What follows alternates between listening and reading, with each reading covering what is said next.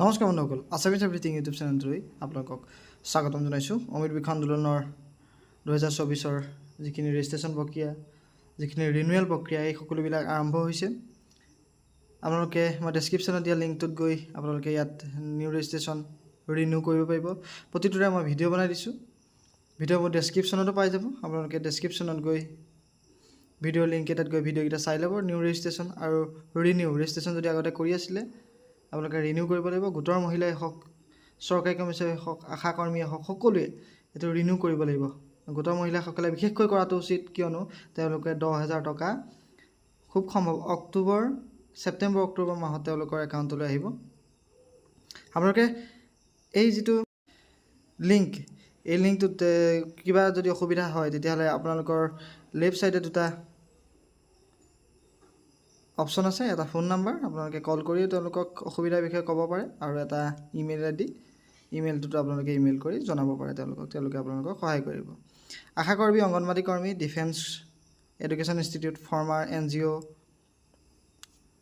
Institutional আদাৰ, self help group, এই সকলোখিনিয়ে ইয়াতে যদি ৰেজিষ্ট্ৰেশ্যন কৰা নাই নিউ ৰেজিষ্ট্ৰেশ্যন কৰিব লাগিব। যদি ৰেজিষ্ট্ৰেশ্যন আগৰ বছৰ কৰি থৈছে তেওঁলোকে ৰিনিউ কৰিব লাগিব। ৰিনিউ কৰাৰ লগতে তেওঁলোকে আধাৰ কাৰ্ডসমূহ দিব লাগিব।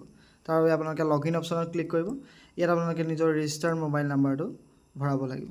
যোৱা বছৰ যিটো একাউণ্টত ৰেজিষ্টাৰ কৰিছিলে, বা এই বছৰ যদি আপোনালোকে নতুনকৈ কৰিছে তেতিয়াহ'লে যিটো মোবাইল নাম্বাৰ দি আপোনালোকে ৰেজিষ্ট্ৰেশ্যন কৰিছে সেই মোবাইল নাম্বাৰটো ইয়াত ভৰাব লাগিব। ভৰাই আপোনালোকে click here to get one time password, যিটো OTP আছে, ক্লিক কৰি দিব লাগিব। ক্লিক কৰাৰ লগে লগে ৰেজিষ্টাৰ্ড মোবাইল নাম্বাৰলৈ এটা 6টা সংখ্যাৰ এটা OTP যাব। সেই OTPটো আপোনালোকে ইয়াত বহাই দিব লাগিব। যদি OTP যোৱা নাই, click here two ৰিচেণ্ড one time password, যিটো ছেকেণ্ড অপশ্যন, তাত আপোনালোকে ক্লিক কৰি দিব লাগিব যদি OTP যোৱা নাই। OTPটো ভৰাবলৈ আপোনাৰ হাতত 5 মিনিট সময় থাকিব। 5 মিনিটৰ ভিতৰত আপোনালোকে OTPটো ভৰাব লাগিব। যদি 5 মিনিটৰ ভিতৰত OTP ভৰাব নোৱাৰে, OTPটো ফেইল হৈ যাব, তেতিয়া আপোনালোকে ৰিচেণ্ড OTP কৰিব লাগিব। ৰিচেণ্ড OTP কৰাৰ পাছত আপোনালোকে OTPটো ভৰাব। ভৰাই পেলাই ইয়াত আপোনালোকে লগইন কৰিব। লগইন কৰাৰ লগে লগে আপোনালোকৰ ইয়াত এনেদৰে আহিব registration number, category, SSG ID, SSG name, full name, mobile number, father, mother, spouse name, age, gender, address, এই সকলোখিনি থাকিব। ইয়াত যদি কিবা ভুল আছিলে, আগৰবাৰ কৰোঁতে যদি কিবা ভুল আছিলে, আপোনালোকে সেইখিনি ঠিক ঠাক কৰিব পাৰিব। ইয়াত আপোনালোকে ছেল্ফ হেল্প গ্ৰুপৰ নামটো আছে, ইয়াত যদি কিবা ভুল হৈছিলে শুধৰাব পাৰিব। ছেল্ফ হেল্প গ্ৰুপৰ ID নাম্বাৰটো ইয়াত ভৰাব পাৰিব। যদি আপোনালোকৰ SSG মেম্বাৰজনৰ নামত কিবা ভুল আছিলে ইয়াত শুদ্ধ কৰিব পাৰিব। মোবাইল নাম্বাৰ যদি আপোনালোকে আপডেট কৰিব বিচাৰে, ইয়াৰ মোবাইল নাম্বাৰ আগৰটো কাটি আপোনালোকে নতুন মোবাইল নাম্বাৰ দিব পাৰিব। ফাদাৰ, মাদাৰ, স্পাউচ নেমত যদি কিবা ভুল আছিলে সেয়া চেঞ্জ কৰিব পাৰিব। আপোনালোকে জেণ্ডাৰটো চেঞ্জ কৰিব পাৰিব যদি কিবা ভুল হৈছিলে, ইয়াত ভুলতে ফিমেল মেলত খেলিমেলি হৈ গৈছিলে। ডিষ্ট্ৰিক্ট আপোনালোকে যিটো হৈছে, ইয়াত যদি ভিলেজ নেমত কিবা খেলিমেলি হৈ আছিলে, এড্ৰেছত কিবা খেলিমেলি হৈ আছিলে, সেইখিনি আপোনালোকে ভৰাব পাৰিব। পিনক'ড, থানা, পোষ্ট অফিচ সকলো। ইয়াত এতিয়া কি আপোনালোকে আইডেণ্টি কাৰ্ড দিব লাগিব। Voter card, pan card, Aadhaar card, গভৰ্ণমেণ্টৰ চাকৰিয়ালখিনি ID card, NREGA job card, ration card, pensioner কাৰ্ডটো যিটো ফটোৰ সৈতে আছে, ফ্ৰীডম ফাইটাৰসকলে নিজৰ ফটোগ্ৰাফ, ফ্ৰীডম ফাইটাৰ কাৰ্ডৰ, কিষাণ পাছবুক, ফটোগ্ৰাফ লাগি থকা অংশটো, আৰু আধাৰ, এইকেইটাৰ ভিতৰত যিকোনো এটা আপোনালোকে চিলেক্ট কৰি ল'ব লাগিব। চিলেক্ট কৰি লোৱাৰ পাছত প্ৰথমতে আপোনালোকে চিলেক্ট কৰাৰ আগতে এটা ফটো তুলি ল'ব আই কাৰ্ডকেইটাৰ বা ৰেচন কাৰ্ডটোৰ।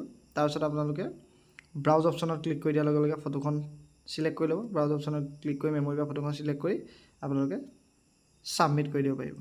ছাবমিট কৰি দিব লাগিব। এটা কথা মনত ৰাখিব, অনলি JPG ফৰ্মেট, অৰ্থাৎ ফটো ফৰ্মেটতহে ইয়াত ছাপোৰ্ট কৰিব। PDF বা বেলেগ ধৰণৰ কোনো ইয়াত ছাপোৰ্ট নকৰে। গতিকে আপোনালোকে ফটো মাৰিহে আপলোড কৰিব।